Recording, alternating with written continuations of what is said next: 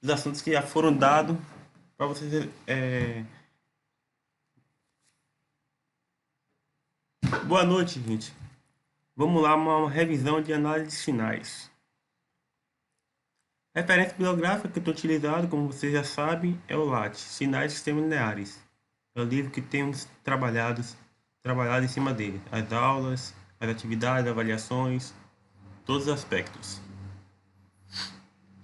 Introdução a sinais. Vou dar uma revisãozinha rápida aqui, só para vocês verem se abrem o leque para a resolução da segunda atividade de análise de sinais. Geralmente transportam informações a respeito do estado ou do comportamento do sistema físico e são sintetizados para a comunicação entre humanos ou entre humanos e máquinas. São representados matematicamente como funções de uma ou mais variáveis independentes. Então, o sinal de voz pode ser representado matematicamente como uma função de tempo. Uma imagem fotográfica pode ser representada matematicamente como uma variação do brilho e da cor em função de duas variáveis no espaço. Classificação de sinais. Temos sinais determinísticos, sinais aleatórios, sinais digitais, sinais analógicos, sinais periódicos, sinais aperiódicos, entre outros tipos. Sinais determinísticos. Vamos falar um pouco sobre alguns. Sinais determinísticos. Sinais que podem ser representados por uma função analítica. É possível determinar precisamente o valor do sinal em um dado instante de tempo, como observamos aí. F de t, a cosseno de WT, onde A e W0 são os constantes. A é a amplitude. E V0 é a frequência. Sinal determinístico. Aqui nós temos o sinal determinístico. Você vê que o sinal determinístico é um sinal sequente. É um sinal que tem uma lógica sequencial. Sinais aleatórios. Sinais sobre o qual há incerteza antes de sua ocorrência. Só pode ser representado por suas características estocásticas, média, variância, autocorrelação. Não pode ser representado por função analítica. Não é possível determinar precisamente o valor do sinal em dado instante de tempo. Por si só, ele já é aleatório, então não tem como você determinar o valor em determinado instante de tempo preciso. Exemplo, temos Ft, A cosseno VZT, onde A é uma VA, contínua gaussiana. Então, já ocorre a diferença. Se você for observar no gráfico, um sinal aleatório é completamente diferente de um sinal determinístico, né? Então, o sinal determinístico a gente pode determinar um ponto, um valor preciso. Agora, sinal aleatório não tem essa precisão. Tempo contínuo versus tempo discreto. Tempo contínuo definido ao longo de todos os instantes de tempo no intervalo possível de valores. Portanto, pode ser representado por uma variável independente contínua, onde t pode assumir qualquer valor real. Tempo discreto definido apenas em instantes distintos do tempo no intervalo possível de valores. Portanto, pode ser representado por uma variável independente discreta. São matematicamente representados como sequência de números, ponto a ponto, né? Algo que você está discretizando. Normalmente são derivados de sinais em tempo contínuo através do processo de amostragem. Sinais analógicos, variação contínua da amplitude, número infinito de símbolos. Nós aqui temos um sinal analógico, número infinitos. Sinais digitais, variação discreta da amplitude, número finito de símbolos, maior imunidade ao ruído e à distorção do canal. Regeneração do sinal empregado repetidores, codificação, temos a multiplexação de sinais digitais, mais simples e eficiente. Aqui temos um exemplo de sinal digital. Ele está entre 0 e 1, né? Sinais analógicos versus sinais digitais. Observe a diferença, né? Que aqui temos o sinal analógico e temos o sinal digital, discretizado, ponto a ponto. Aqui temos sinal contínuo em amplitude e no tempo, sinal analógico. Sinal contínuo em amplitude e discreto no tempo. Aqui está discretizado no tempo. E você vê que está contínuo porque está seguindo uma sequência contínua. E um sinal discreto em amplitude no tempo. Sinal discreto em amplitude no tempo, ponto a ponto aqui. Aqui o sinal está discreto, está discretizado em ponto a ponto. Aqui ele está contínuo em amplitude e discreto no tempo, porque você está podendo identificar por ponto a ponto aqui. Aqui sinal contínuo e amplitude no tempo, sinal analógico. Tempo contínuo versus tempo discreto. O tempo discreto significa quantização no tempo. Analógico versus digital. Digital significa quantização na amplitude.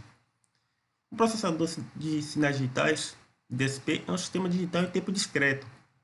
O DSP é adequado para a implementação de filtros digitais. Vamos lá, sinais periódicos. Apresenta uma repetição de seus valores de amplitude em intervalos regulares de tempo.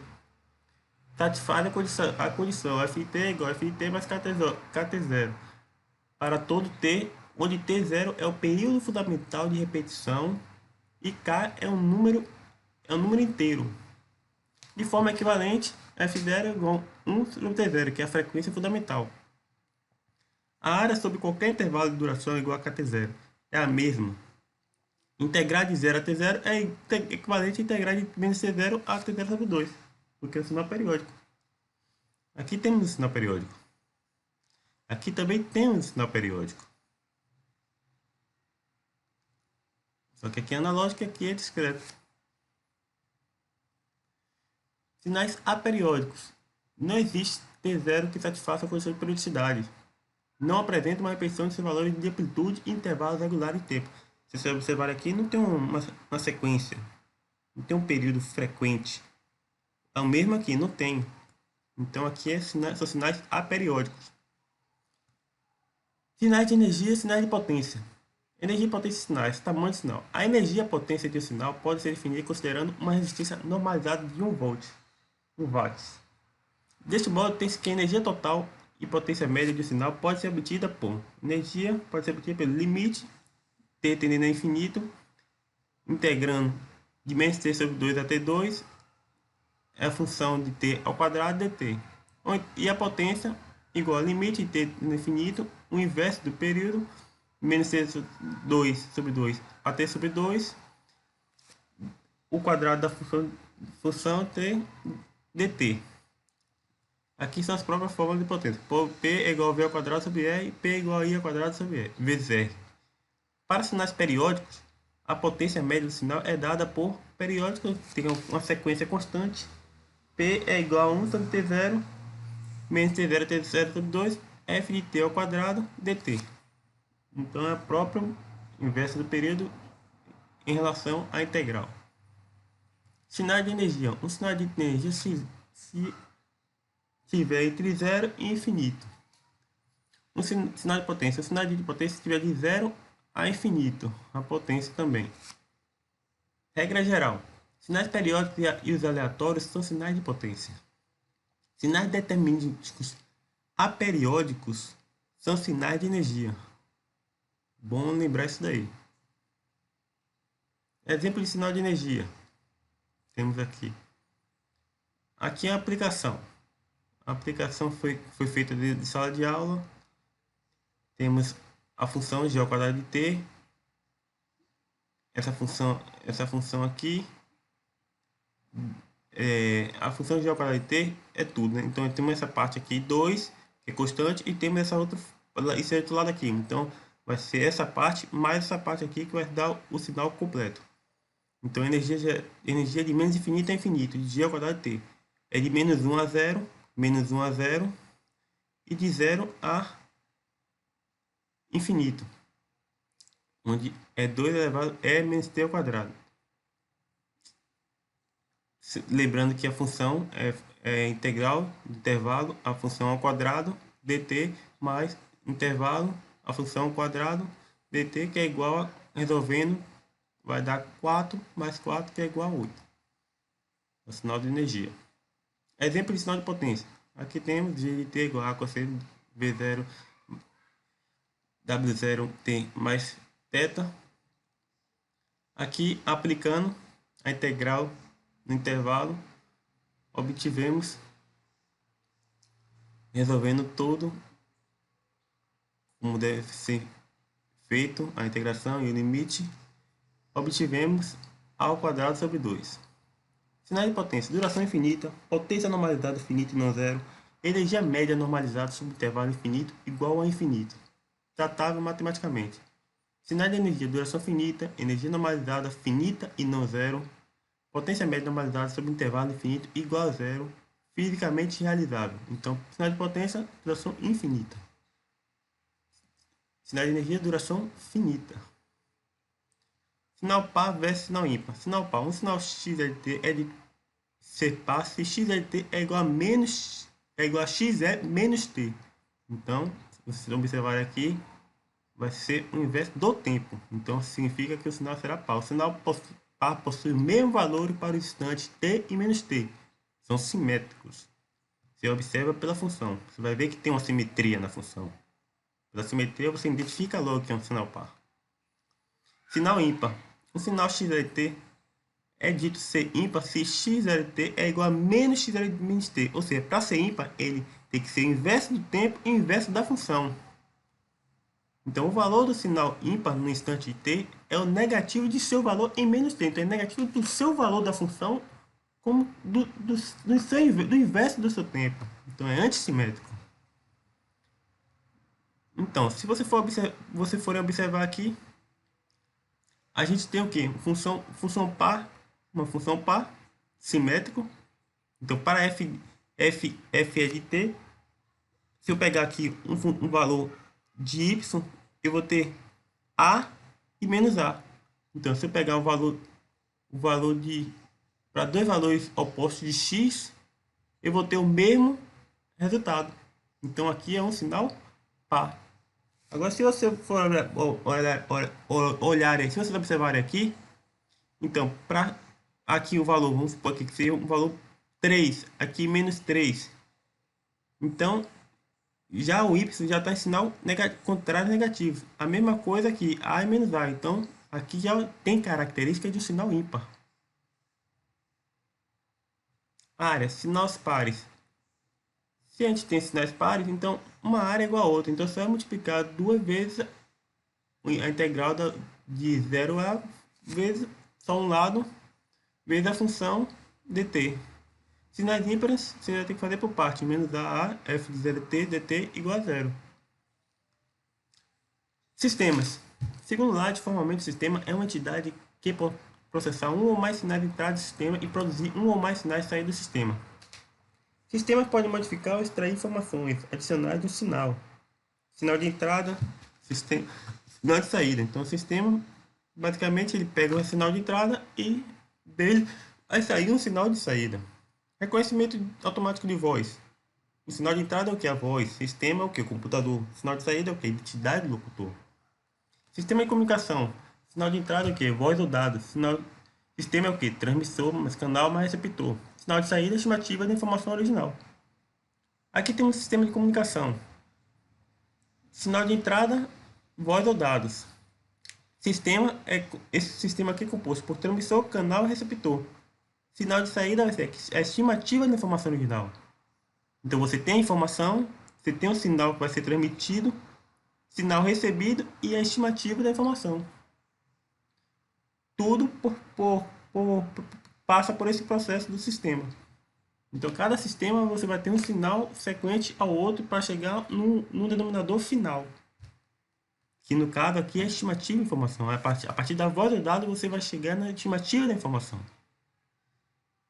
Transmissor. Converte o sinal de mensagem para uma forma apropriada ao canal. Canal. A fibra óptica, cabo coaxial, canal de satélite, canal de rádio.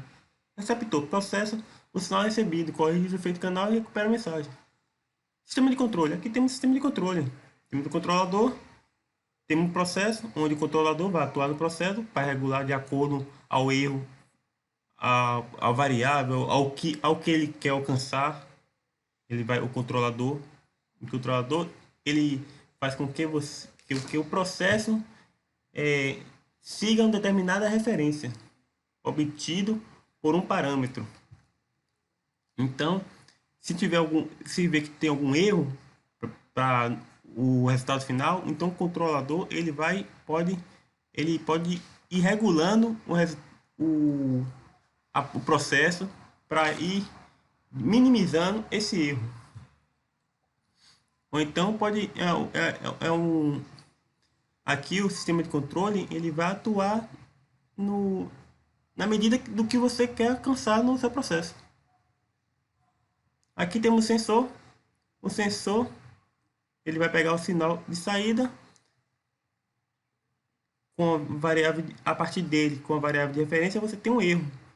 E a partir do erro, você vai corrigir pelo controlador o processo em questão.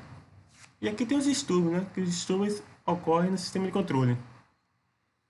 Aqui temos o sistema de controle, temos o processo, um reservatório de água, temos a válvula de controle, o controlador de nível. Então, o controlador de nível ele vai atuar aqui mantendo o nível em determinada referência que ele quer manter. Então, se vê que tem alguma coisa irregular, então o controlador vai atuar. Outro exemplo temos sistema de aterrissagem de um avião. Sinal de entrada, posição desejada da aeronave, né? Aterrissou, posição da entrada da posição desejada da aeronave, onde a aeronave vai ficar. Sistema piloto mais avião. Sinal de saída, posição da aeronave. Então ele quer alcançar o quê? Quer alcançar a posição da aeronave. Mas para alcançar a posição da aeronave, ele tem que ter o quê? Um sinal de entrada, que é o que ele deseja da posição. Onde será a posição desejada. E quem é o sistema é quem? É o piloto e o piloto é o avião, que é ele que vai chegar ao resultado final. Outros exemplos, tem motor elétrico, tratamento térmico aplicado na produção do aço, telefone, TVs, rádios, análise de mercado, de ações, sensoriamento para avaliação de desmatamento. Então, o leque é amplo. Análise matemática de sinais. Aqui temos o circuito, RLC. Aqui está sendo feita a modelagem do circuito. Aqui tem um sistema massa-mola. Aqui a modelagem do sistema massa-mola. Tem a massa, tem temos a massa. Aqui temos as funções. As funções FM de T igual a MAT, FB de T igual a PVT. Então aqui temos a constante elástica do amortecedor, a constante do amortecedor e a constante de massa também, né? O valor de massa. Tipo de sistema. Exemplo de sistema contínuo no tempo com sinal de entrada, função de XT e um sinal de saída YT. Aqui temos sistemas contínuos. YT igual a XT mais XT menos 1. YT é XT ao quadrado. Em relação ao tempo. Exemplo de sistema discreto no tempo com sinal de entrada, função de xn e um sinal de saída yn. Aqui já é discreto. Aqui a gente já está correndo discretizado. Já é uma variável, já utilizando a variável n aqui. Contínuo, XT, sistema T, YT. Discreto, vamos trabalhar com xn, sistema T, yn. Sistema discreto é aquele cujos sinais de entrada e saída são discretos no tempo. É especificado para instante discreto do tempo. Exemplo, um computador digital, estudos populacionais, problema de amortização, modelo de renda nacional, rastreamento por radar. São sistemas contínuos e discretos, são sistemas discretos. Então, aqui são sistemas discretos. Aqui nós, nesse caso aqui, estamos falando da diferença entre sistema contínuo e sistema discreto no tempo. Sistema e classificação de sistemas. Aqui temos dois sistemas. Então, aqui está ocorrendo uma interconexão em série. Se vocês vão ver, está lado a lado. E o sinal de entrada vai ter o sinal de saída. Aqui temos uma interconexão em paralelo, ou seja, estão um embaixo do outro, ocorrendo um paralelo entre eles. Aqui temos interconexão série e paralelo. Então, temos outra construção de sistema. Aqui temos interconexão com realimentação. Geralmente acontece em malha fechada. Malha de controle. Sistema com realimentação. Aqui temos um sistema com realimentação também aqui outro sistema com realimentação. Aqui temos um circuito. Um sistema usado para modificar ou extrair informações adicionais do sinal. Um sistema físico é formado por um conjunto de componentes interconectados caracterizado por suas relações terminais, relações de entrada e saída. Um sistema é regido por leis derivadas das interconexões, circuito elétrico. O modelo matemático descreve a relação entre entrada e saída baseada na lei mencionada. A gente vai ver ainda essa questão da modelagem matemática, que você já deve ter tido alguma experiência. Um sistema pode ser esquematicamente representado por um retângulo com informações sobre suas entradas e saídas. Área de estado, de estudo, modelagem, análise e projeto. Quantidade de entrada de sistema e saída do sistema. O sistema pode ser classificado em ciclo, uma única entrada, uma única saída. Ciclo de entradas, mínimo, múltipla entrada e múltiplas saídas. Uma única entrada, várias saídas. Múltiplas entradas e uma saída. Então, aqui essa classificação CISO, MIMO, CIMO, MISO é em relação ao número de entradas e saídas que divide os sistemas. A classificação de sistema pode ser feita também sistema linear, não linear, sistema de parâmetro constante, parâmetro variável no tempo, sistema instantâneo, sistema memória dinâmicos, com memória, sistema causais, não causais, sistema contínuo, discreto no tempo, sistema analógico digitais, sistema reversível, não reversível, sistema estável, instável. Sistema causais e não causais. O sistema chamado causal, se sua saída precisa ter em um tempo arbitrário t igual a t0, depender apenas da entrada de t para t menor ou igual a t0. Ou seja, a saída de um sistema causal não depende de seus valores futuros. Qualquer sistema do mundo real que opere em tempo real tem que ser causal. Entendeu? Isso é importantíssimo. Ele não vai depender dos valores futuros. Todos os sistemas sem memória são causais, mas não vice-versa, ou seja, nem todos os sistemas causais são sem memórias. Exemplos de sistemas não causais são t é igual a x de t mais 1, n é igual a x de menos n. Observação, não causais é igual a sistema antecipativo. Sistema antecipativo, que significa que ele não depende de seus valores futuros. Considere o circuito RC mostrado na figura. Ele é causal ou não causal? Aqui é um exemplo do livro do Latte, exercício 22. Ele é um sistema causal. O circuito RC será acionado a partir de uma fonte de tensão ideal, produzindo a tensão de saída. Se você for ver, ele não depende, ele é um sistema que está operando real, né? Aqui, isso já foi passado já. Sistema instantâneo é aquele no qual a saída em um determinado instante de tempo depende apenas da entrada nesse mesmo instante de tempo. Esse sistema é chamado de sistema sem memória. Então, é aquele no qual a saída em um determinado instante de tempo depende apenas da entrada. Sistema sem memória. Condições iniciais sempre nulas. Sistema dinâmico é aquele que a saída depende da entrada atual e da história do sistema. Sistema com memória. Sistema com memória. Condições iniciais podem ser diferentes de zero.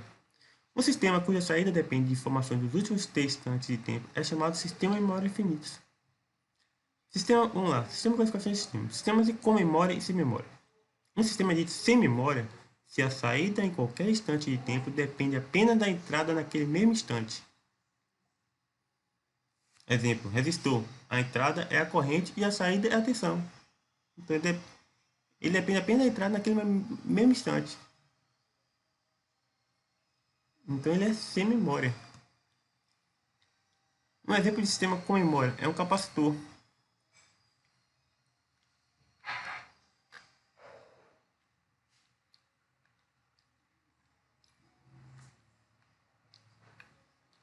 Um exemplo de sistema do tempo discreto com memória é esse daqui. Y de n, somatório de n com k igual a tendendo menos infinito, x de k. Exemplo, um resistor é sem memória, pois y de t é igual a v de t sobre r. Um indutor tem memória, pois t é igual essa memória se estende no passado infinito. O sistema y de n tem memória, armazena. O sistema y de n de x ao quadrado n é sem memória. Função da grau unitário.